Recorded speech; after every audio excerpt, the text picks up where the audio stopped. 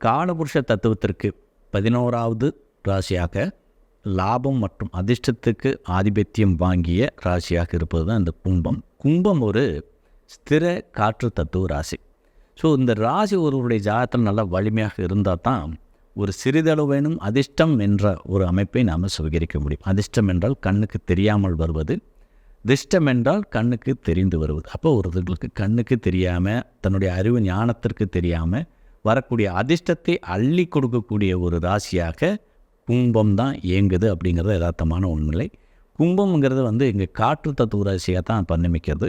மற்ற இடத்துல பார்த்திங்கன்னா ஒரு மிகப்பெரிய ஒரு தனச்சேர்க்கை சார்ந்த விஷயங்களையோ அல்லது ஒரு கௌரவமான ஒரு பதவிகளையோ அலங்கரிப்பதற்கு இந்த கும்பத்தை வைத்து தான் வரவேற்பு கொடுப்பாங்க. ஸோ முழுமையான அதிர்ஷ்டம் இருந்தால் மட்டும்தான் அந்த மாதிரியான உயர்நிலைக்கு செல்ல முடியும். அப்படிங்கிறதுனால இந்த கும்பம் காற்று தத்துவ ராசியாக நின்று அதிர்ஷ்டத்தை வழங்கினால் மட்டுமே சாத்தியப்படும் அப்படிங்கிறது யதார்த்தமான உண்மை நிலை.